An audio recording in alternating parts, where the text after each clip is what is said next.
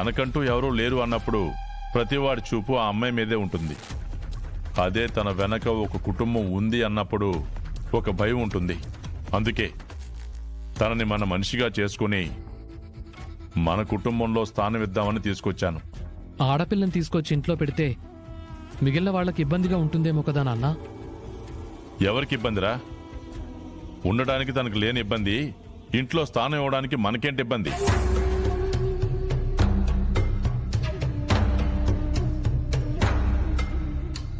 పరాయిది అనుకుంటే పరాయిది, మన అనుకుంటే మన మనిషి అవుతుంది. ఈ రోజు నుంచి తను మనతోనే ఉంటుంది, మన మనిషిగా ఉంటుంది.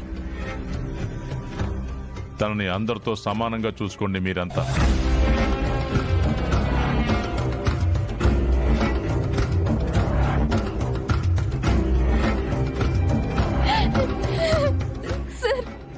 అయ్యో లేమ్మా. చిన్నప్పటి నుంచి నాకు నా అన్న వాళ్ళెవ్వరూ లేరు సార్. నిజంగా మా నాన్నగారు ఉండుంటే మీలాగే ఉండేవారేమో సార్.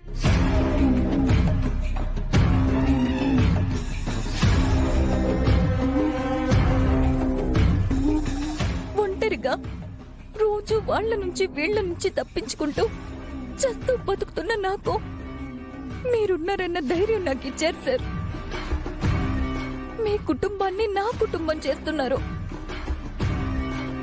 మీ మంచితనానికి, నా మీద చూపిస్తున్న అభిమానానికి రుణం ఎలా తీర్చుకోవాలో నాకు తెలియట్లేదు సార్.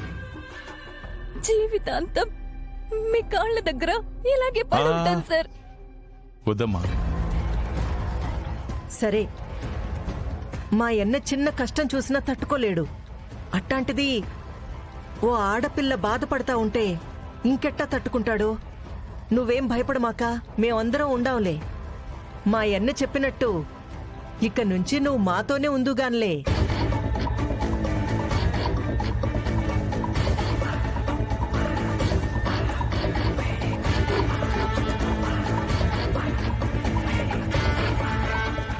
ఉన్నోళ్ళని బయటికి పంపించడానికే నానా తంటాలు పడుతుంటే మళ్ళీ కొత్తోళ్ళని తీసుకొచ్చి పెడుతున్నాడు. ఇలా దారిన పోయే వాళ్ళని తీసుకొచ్చి ఇంట్లో పెడితే ఇది ఇల్లు ఎలా అవుతుంది? సత్రం అవుతుంది. కానీ అమ్మా దుర్గా, పూజకి అన్ని ఏర్పాట్లు అయ్యాయి అమ్మా? అన్నీ అయిపోయాయి మావయ్య గారు. ఇంతకీ ఆబ్దికం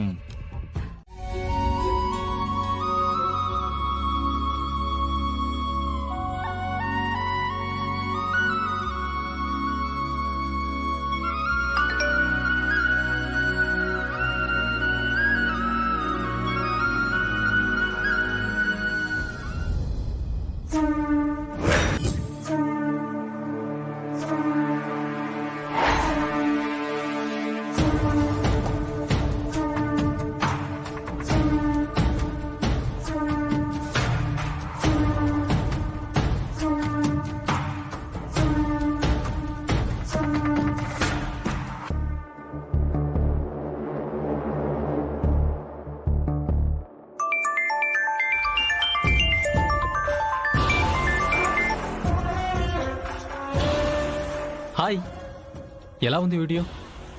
క్లారిటీ గానీ క్వాలిటీ గానీ ఏ లోపం లేదు కదా? ఎవరు నువ్వు? ఏంటి వీడియో? టెన్షన్ పడమాకు. ఇప్పుడే ఏమైంది? ఇలాంటి వీడియోస్ ముందు ముందు ఇంకా చాలా వస్తాయి. ఎవడ్రా నువ్వు? ఎందుకు ఇదంతా చేస్తున్నావు? అరవకు. చదువుకున్నావు కదా, పైగా ఫస్ట్ క్లాస్ వచ్చావంటే క్లవర్ స్టూడెంట్ అయి ఉంటావు. ప్రత్యేకంగా ఈ వీడియోలు తీసి నీకు పంపిస్తున్నాడంటే నువ్వు ఎలా రియాక్ట్ అవ్వాలో కూడా తెలియకపోతే ఎలా? నా మీద అరవడం అంటే ప్రమాదాన్ని నువ్వే దగ్గరకు తీసుకోవడం అన్నమాట. ఏం కావాలి నీకు? ఎందుకు ఇలా చేస్తున్నావు? దయచేసి ఆ వీడియో తీసేయ్. నీకు పంపించాను కాబట్టి డిలీట్ చేస్తాను, బట్ నా దాంట్లో డిలీట్ అవ్వదే. నీకు మర్యాదగా ఉండ చెప్తున్నాను. పోలీసులకు కంప్లైంట్ ఇస్తాను. ఏంటి? పోలీస్ కంప్లైంట్ ఇచ్చేసి నీకు నువ్వే పబ్లిసిటీ చేసుకుంటావా? ఆ పని చేసిన మరుక్షణం ఆటోమేటిక్గా ఈ వీడియోలు అలా అలా అలా మార్కెట్లోకి వెళ్ళిపోతాయి. పర్లేదా మరి? ఇవన్నీ కాదు గాని దీనికి ఒక చిన్న సొల్యూషన్ ఉంది. నేను చెప్పినట్టు వింటే నీకే ప్రాబ్లము ఉండదు. అసలు ఏం కావాలి? ఎందుకు నన్ను టార్గెట్ చేశావు? అసలు నీకు ఈ వీడియో ఎలా వచ్చింది? ఎలా వస్తే ఏంటి, నీ దాకా వచ్చింది కదా. ఇదిగో, నేను భయపెట్టడం, నువ్వు భయపడ్డావు, ఇవన్నీ వద్దు. స్ట్రైట్గా పాయింట్కి వచ్చేస్తాను. ఇప్పుడు ఈ వీడియో నీకు పంపించినట్టుగా ఇంకొకరికి పంపించకుండా ఉండాలంటే నువ్వు నాకు 50,000 ఇవ్వాలి. 50,000?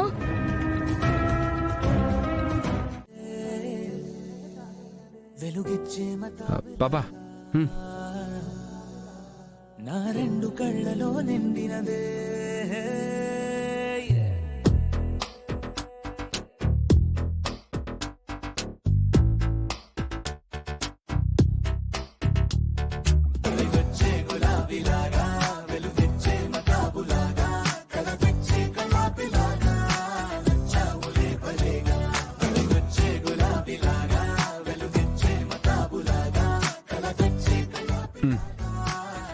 వద్దు చిరంజీవి, నువ్వు వెళ్ళి తిను. ఓ పాపా, కొంచెం తిను, కొంచెం తిను. ఆ తర్వాత నిమ్మలంగా చదువుకుందు గాని. ఇలా తింటూ చదివితే వచ్చేది చదువు కాదు, నిద్ర.